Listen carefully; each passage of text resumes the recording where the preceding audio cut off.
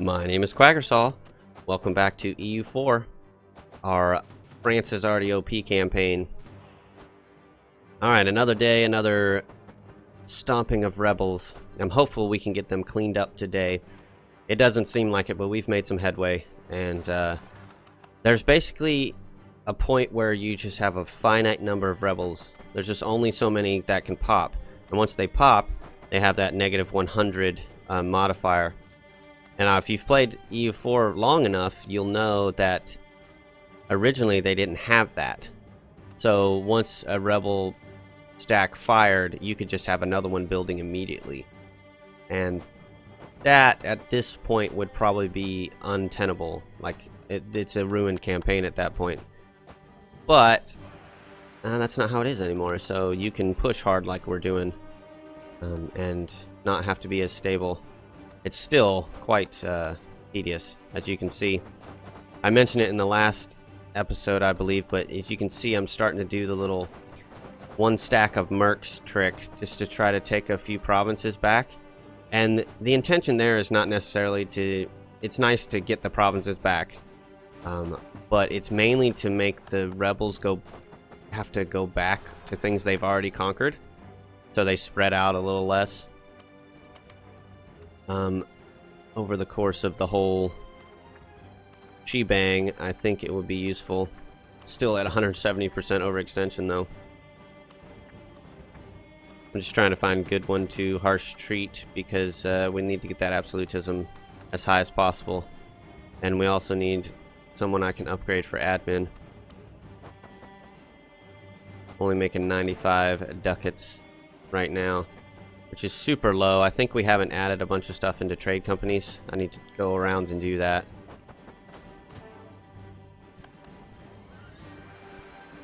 See there, that's what I was talking about in the last episode. My stacks can normally take on a rebel stack about twice their size. That's like 50k taking on 100k. But he's already lost 10k before when we saw there, and it's probably going to be more. It would have lost less if,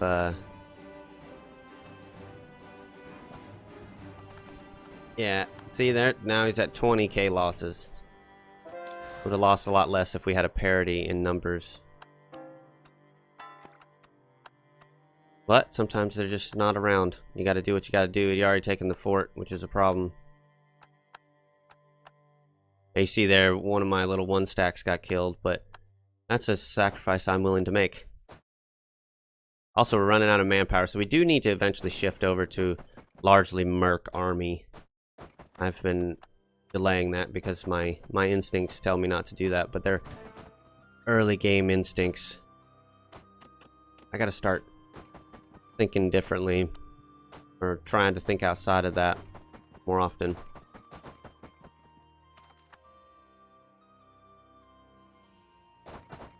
Now, I swear, we're going to do more than just 2 years in this episode. At least that's my goal. I think we actually got to 3 on the last episode, but still, it was pretty low. We finally got Great Britain cleaned up. So, that's something, I suppose. And we're doing a little bit in other areas as well. No war right now, though, is it? Oh no, it was just covered up. Oh yeah, I remember. Japan is probably just going to get a white piece at some point. What is that? I can't recognize.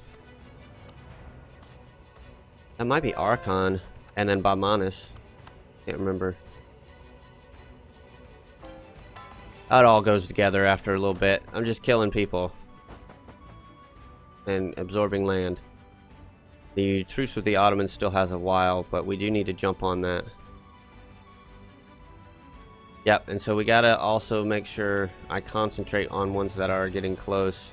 I'm just gonna make like a 10 stack out here of mercs and try to take a few provinces back. Yeah, I meant those to be mercs instead of 10 stack of regular guys. I use some army professionalism. What we need to do is use it all up and then just start spamming mercs, and we'll be good. Then the manpower will go back up and I can use my manpower troops freely as well. I got a loan or two to pay off though as well, so I feel like we're on the cusp though. Once I clean up all these rebels and then just integrate one or two other things, put it all into trade companies, we'll start making hundreds of ducats a month after all of our expenses, even with more mercs. I'm confident of that. We didn't do like a super merchant build, super trade build or anything like that, but we're still going to get a lot of money. A lot of money. Like I'm building boats.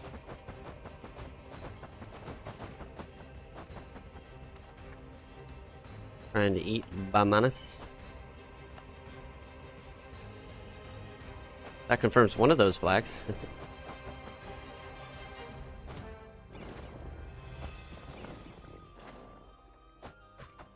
Lot in Italy there. That's relatively recent actually, because the Pope stayed for a while, if I remember correctly. It sucks when rebels get forts though. Hate it. Hate it, hate it, hate it. Trying with the 1 stacks just to waste the rebels' time.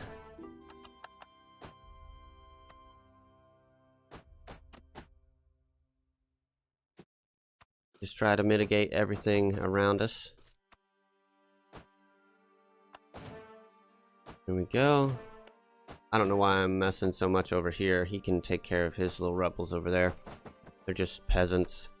But I have a stack there, so why not? The more stable he is, and those colonial nations are, the more likely they are to come help me in other areas. We're getting there. Those bars are filling up. Gonna split up here and try to siege him a bit so that we can white piece him. Shouldn't take too much with his capital under control of the Manchu there.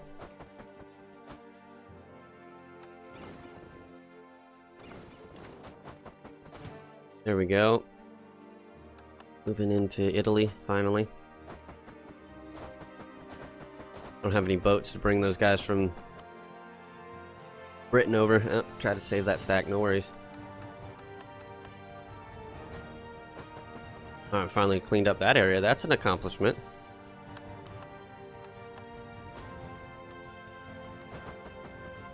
So, I thought about cutting out this entire video, and the last one, to tell you the truth.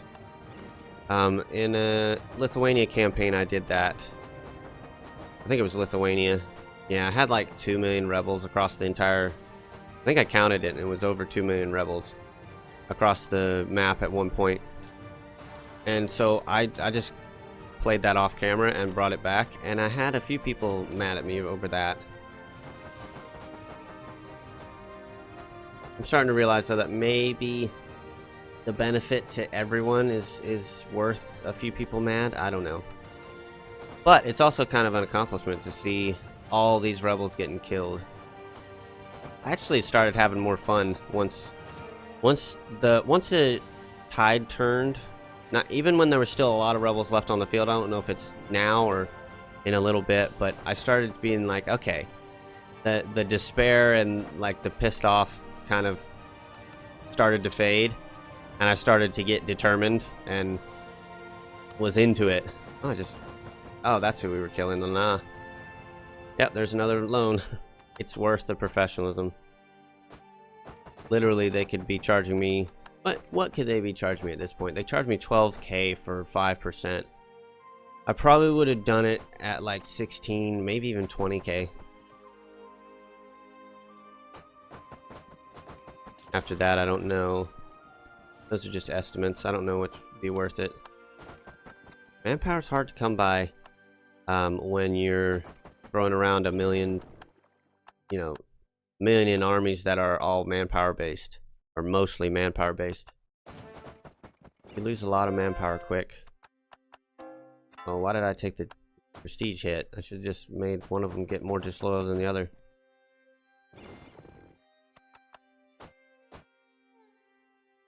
We're so massive now that the loyalty ratings on most of our countries are tiny. Even Spain, who's massive.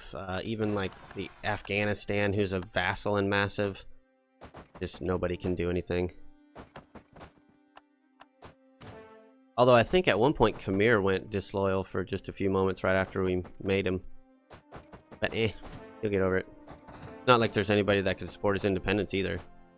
Like Ming, what's he gonna do? He got like 300k troops. I have 1 million on my own, and then all my subjects, who are quite numerous. Let's just put it that way. You know, I've played many games like this. And at least I think there's 4 or 5 on the channel of World Conquest, and I've done 1 or 2 others. My first World Conquest was actually at 3 Mountains, that I did back when that was not so tedious and or not so gamey with the daimyos. I did the no CB into Lower India, which was the meta at the time. I think it was 2016. But I've forgotten what I was going to say about this current one. But yeah, I've done a few. They don't seem to ever get to the point where the empire collapses, though, which is weird. If an empire had actually conquered this much at this time in the world, they would just collapsed. Like, the closest that ever came, and it's not even a quarter of what we've got going on here, or the third maybe. That's hard to say, but is the British Empire, and they lost what became the United States. They eventually would lose their dominions and that sort of thing, and they had a really high autonomy and really high liberty desire, to use EU4 parlance here. Yeah, and they were already overstretched with, compared to what we have here, reasonably little. Now, not to say that the British Empire is the best that could have ever existed, but it's got to be competing, in my opinion. That's just the nature of how geopolitics worked at the time.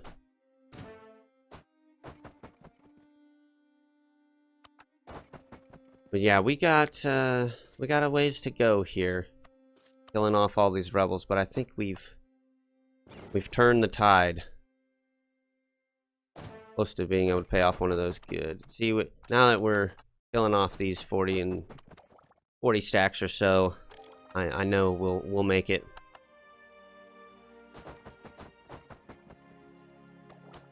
I believe. As I say, you should probably find a general for him. As soon as we can get under 100, we stop getting the separatist sentiments, then we're really gonna take off here.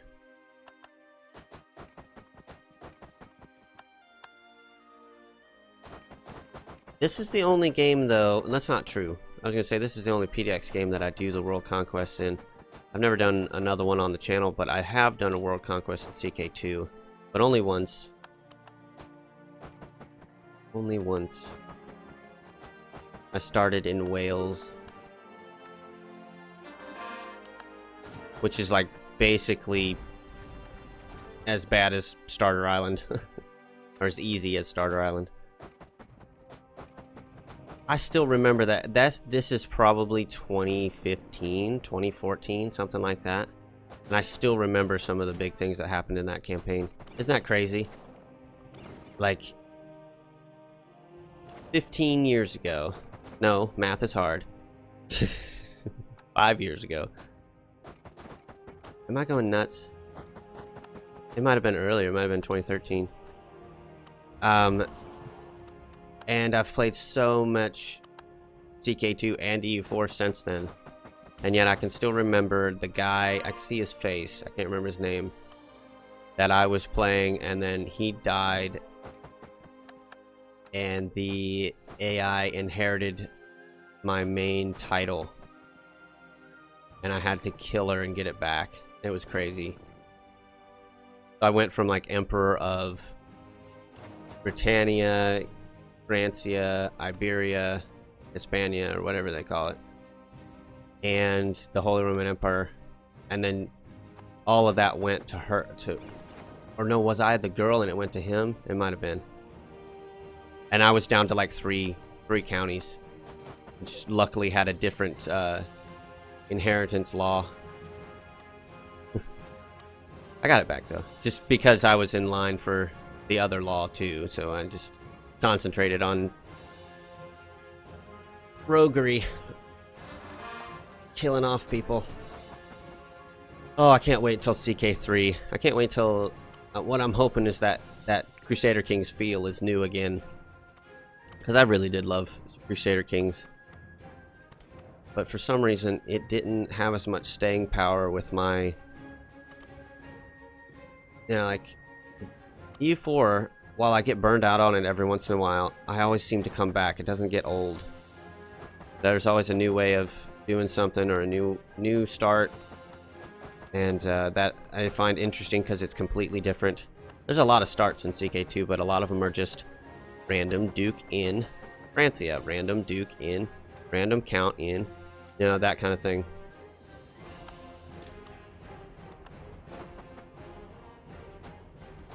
I feel like, though, if it, I don't know. I feel like I could be back at, like, I want to be into Victoria 2 as well. I've dabbled with it. I know I could love that game, but it's just too old.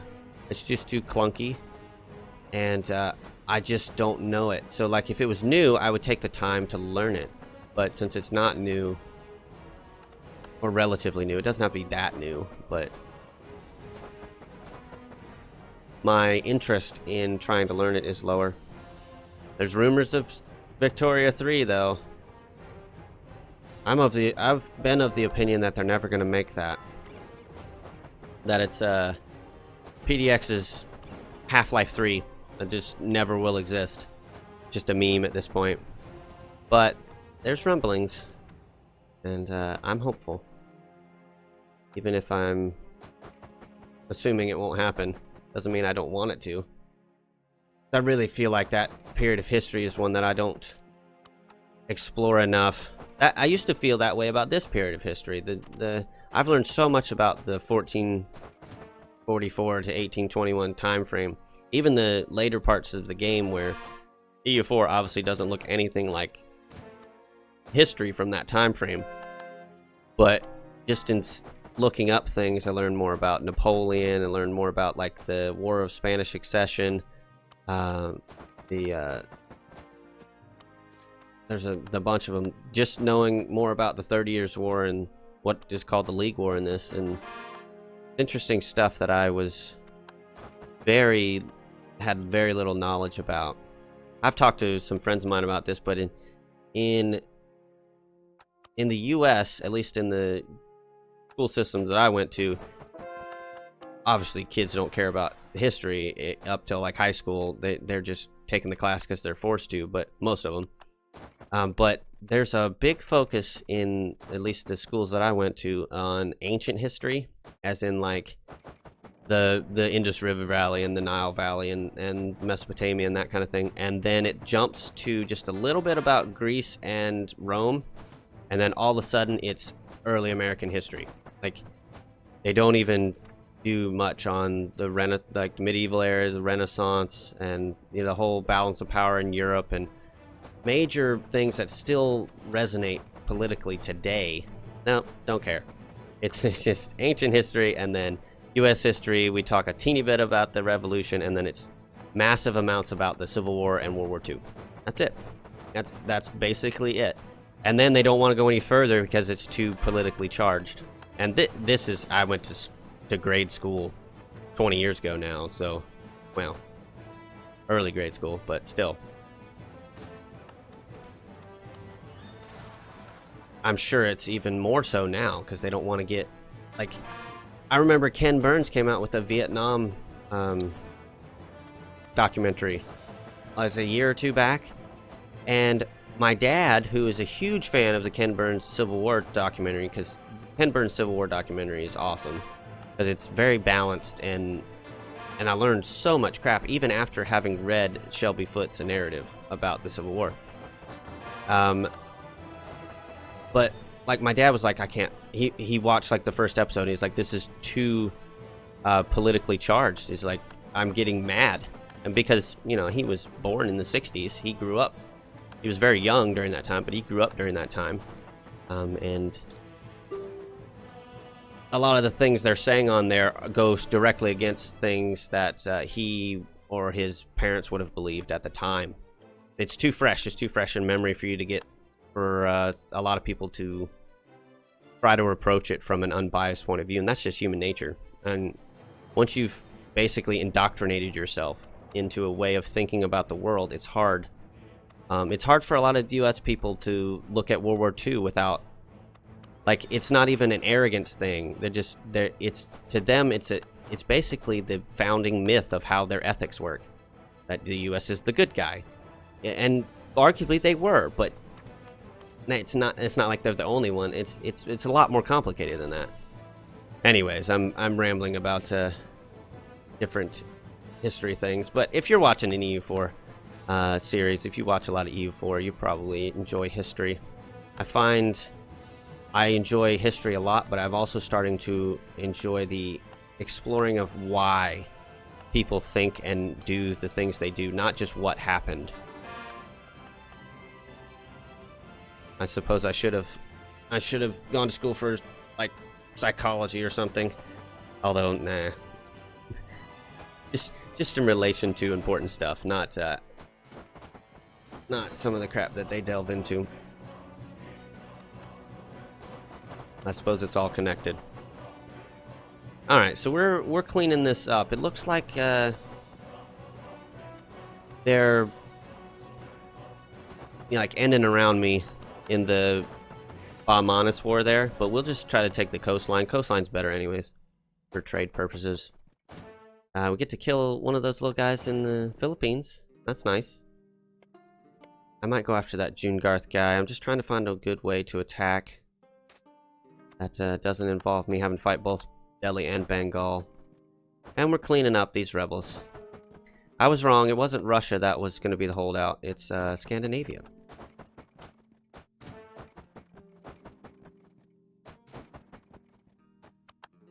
Getting them cleaned up is good, though.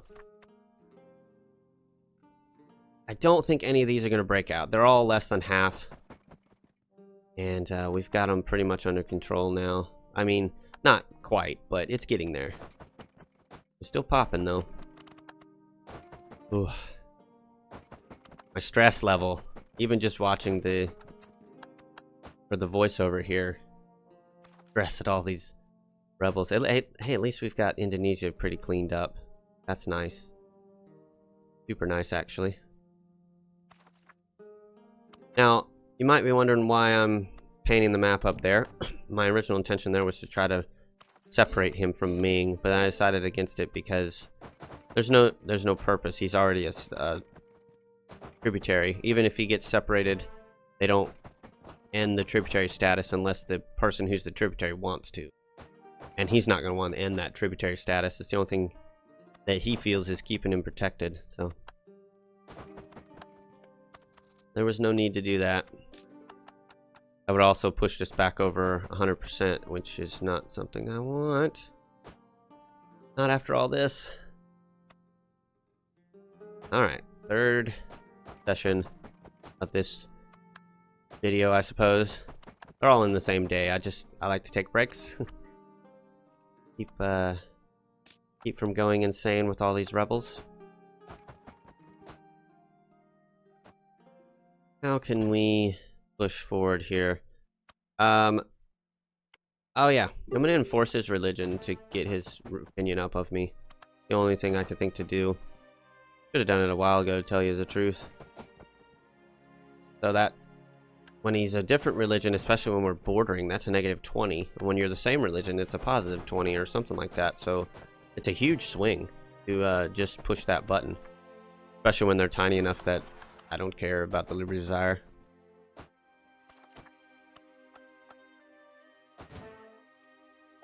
Alright, so got a little subject down here.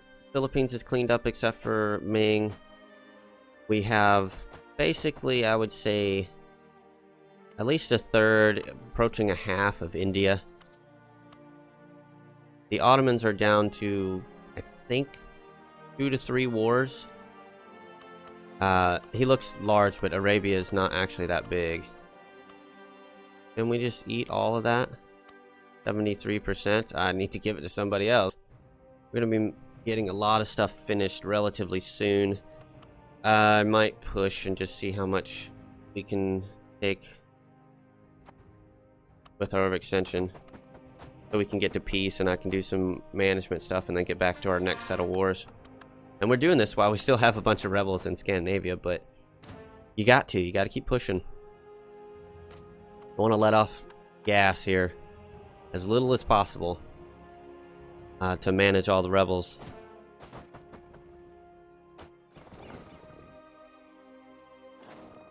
Man, just watching this, going back and forth. It's so hectic, the end game. Comparatively, I know some people play at higher speeds than me, so that this is very much similar to the speed they would play the earlier game. How, like, all the jumps around and that kind of thing. Obviously not the sped up video, but the regular speed of this would be. But I'm at speed 3 in 1734, which I used to, this late in the game, turn it to speed 2. Just because you need to be able to catch all of the little... these rebels are about to walk over my 10 stack when there's a 40 stack nearby that could save them, that kind of stuff. But I'm trying, and I'm also better than I used to be, at least in some ways. I also feel like I've deteriorated in other ways. Your brain has the ability to specialize.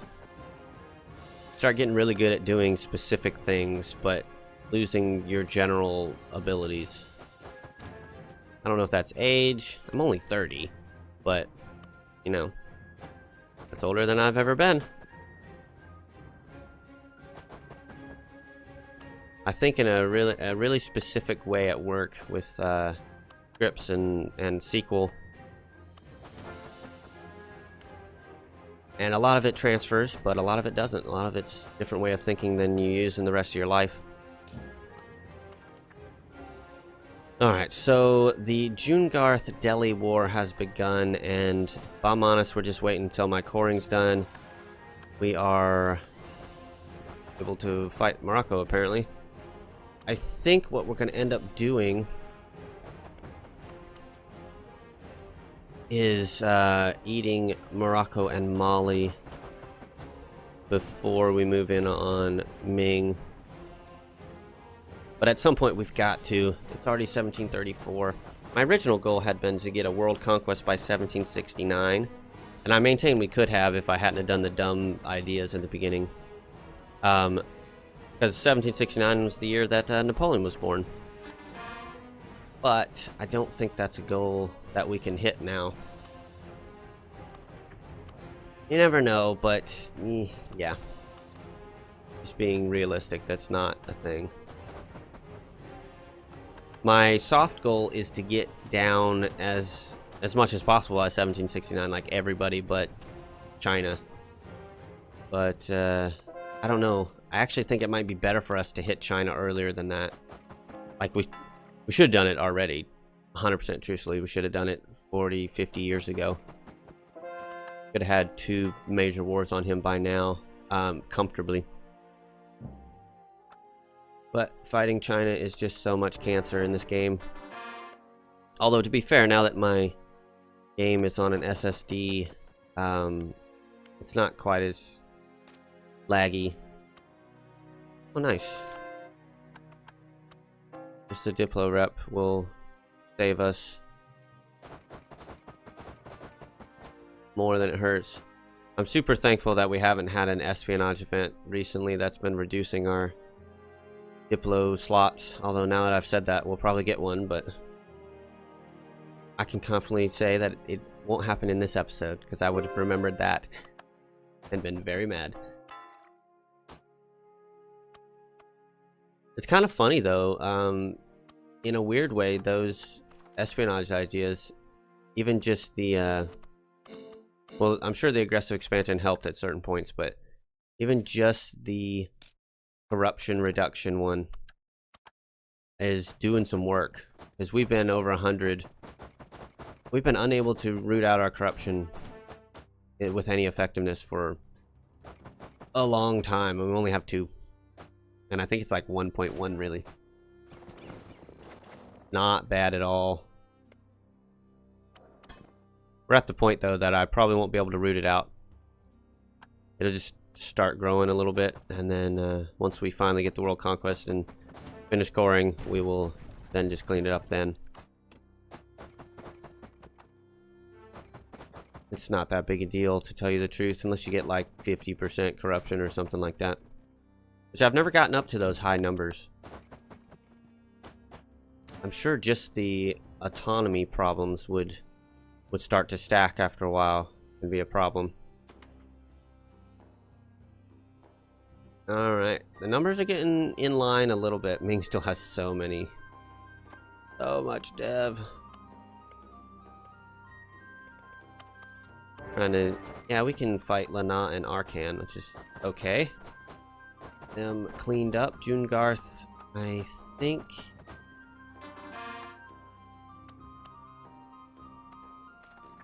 Yeah. Can't do that just yet. Don't want to go over 100. Just spent so long cleaning it up. I don't want to do it again. I think you can understand that. But yeah, Scandinavia is finally cleaned up. I think that's the last bastion of the major rebels. It looks like we only made two, maybe 3 years in this episode too, but now that all the rebels are gone, we should be good. And we've actually done a lot of conquering. Doesn't feel like it. It's gonna all domino effect pretty soon, I think. We'll see though. I think we could... What I might do is attack Kandesh and feed him everybody around him, basically, as much as he can take. That would probably be good. I'll probably feed that Arcan guy over to Mong Pai.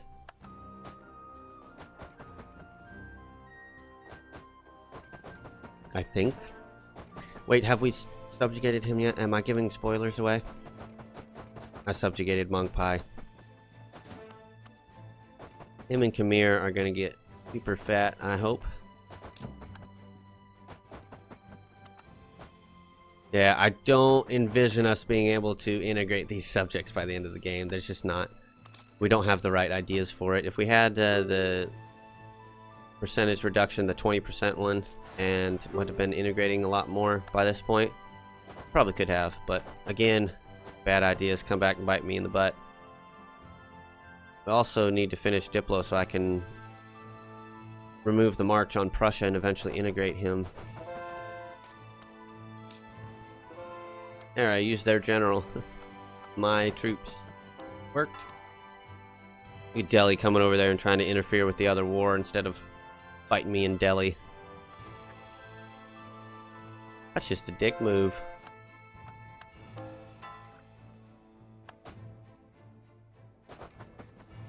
And he's coming back, and we're gonna lose that, and I probably shouldn't have reinforced it. Oh, we're just feeding troops into the meat grinder. Oh, look at me, send more. That was dumb. Yeah. Hey, a truce with Transoceana. We should kill him. Kill Biapis as well. Anyways, I'm gonna take a break. Next episode, we will go in on some more wars and see how quickly we can get some of this conquered.